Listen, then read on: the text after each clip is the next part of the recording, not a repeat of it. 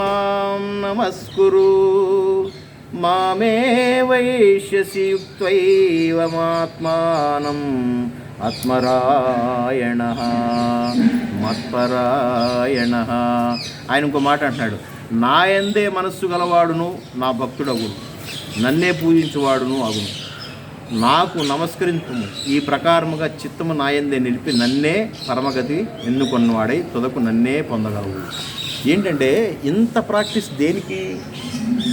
ప్రతిరోజు ఈ పూజ చేసిందే చేస్తాను, నిన్న చేసాం, మళ్ళీ వాళ్ళు ఎందుకు చేయాలి? చాలదా దేవుడికి? లేదా మనం పూజ చేస్తే ఆయనకి తెల్లారదా? పూజ చేస్తే ఆయనకి తెల్లారదా? లేదా మనం పూజ చేసినందు వల్ల ఆయనకి ఏమైనా శక్తి ఇంకా పెరుగుతాయా? ఆయన నుంచి మనం శక్తి తీసుకోవాలా? మన నుంచి ఆయనకి ఏమైనా శక్తి అవసరమా? మన నుంచి ఏం అవసరం లేనటువంటి వాడే కదా భగవంతుడు. అటువంటి శక్తి స్వరూపుడికి రోజు చేయాలా? ఎవరి కోసం చేస్తావు? భగవంతుడి కోసం చేస్తున్నావా? నా కోసం అయితే అవసరం లేదు అంటున్నాడు ఆయన. మరి ఎవరి కోసం చేయాలి స్వామి మేము రోజు పూజ? ఎవరి కోసం చేయాలంటే అది నీ కోసం చేయాలి. ఎందుకు చేయాలి స్వామి? ఎందుకు చేయాలంటే ఆఖరి నిమిషం వరకు కూడా శ్వాస వదిలే టైంలో అప్పుడు కూడా నా మీద నువ్వు ధ్యాస పెట్టాలి అని అంటే, చూసారా, ఇంత ప్రాక్టీస్ అవసరం లేదంటారా? అప్పుడు చూసుకోవచ్చులేండి, ఆఖరి నిమిషంలో చూసుకోవచ్చండి, కుదురుద్దా?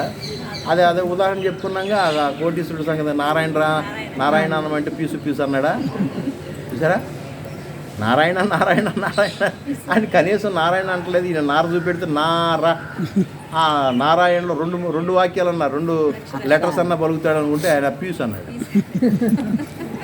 చూసారా, ఎందుకంటే మనం అనుకున్నాక ఆ చిత్రం అంతా భయంకరంగా ఉంటుంది. మళ్ళీ ఆ ఐసీ యూనిట్, ఆ వెంటిలేటర్ మూత, ఆ ఆక్సిజన్ అందక, ఆ అద్దాల్లో నుంచి భార్య పిల్లలు చూస్తూ భయంకరమైన ఈ డాక్టర్లు మాట్లాడుకుంటుంటారు.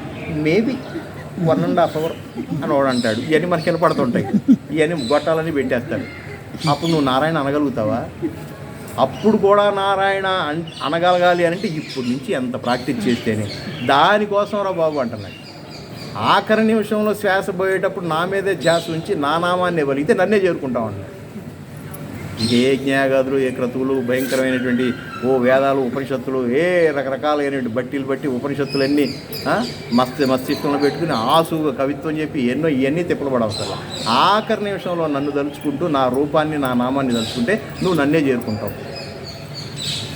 ఆ చేరుకుంటాం కోసమే ఇదిగో ఇంత స్పిరిచువల్ ప్రాక్టీస్ చేస్తున్నాడు. అందుకనే సాయి సంస్థల్లో సాయిరామ్ తప్ప 2 మాటలేదు.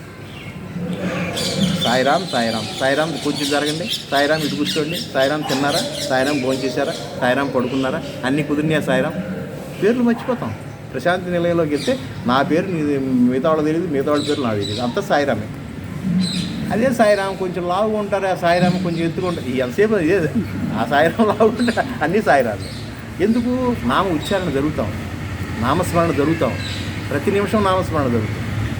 అందుకని భగవాన్ శ్రీ సత్యసాయిబాబు అంటారు, మంచి పనులు చేయటమే కాకుండా భగవంతుడి పనులు చేయండి అని. అదేంటండి మేము మంచి పనులు చేస్తుంటే భగవంతుడి పనులు కాదంటే, కరెక్టే, నువ్వు మంచి పనులే చేస్తున్నావు, కానీ భగవన్ నామాన్ని జోడిస్తే కానీ అది గాడ్ వర్క్ అవుతుంది. భగవన్ నామాన్ని జోడించకుండా నువ్వు చేస్తే అది గుడ్ వర్క్ అవుతుంది. అవునండి, గుడ్ వర్క్ చేస్తే మంచిదేగా. గుడ్ వర్క్ చేస్తే పుణ్యం వస్తుంది. పుణ్యం మంచిదే కదండి. పుణ్యాన్ని అనుభవించడానికి మళ్ళీ జన్మ అవసరం. ఇక్కడ ఈ టెక్స్ట్ బుక్ పట్టుకుంది ఎందుకు? నాకు జన్మ వద్దురా బాబు, నేనే నువ్వు అయిపోవాలని కదా. నేను నువ్వు అయిపోవాలని మన కోరిక మామూలైన కోరిక ఏంటి? అసలు సామాన్యమైన కోరిక, అది అద్భుతమైన కోరిక కదా. అన్నీ ఒట్టించేవాడే నేను అయిపోతే ఇంకా నాకు ఇక ఆకలి గురించి నాకెందుకు దిగులు? చూసారా? కాబట్టి గుడ్ వర్క్కి గాడ్ వర్క్కి డిఫరెన్స్ అదనమాట. ఏ పని చేసినా భగవంతుడి యొక్క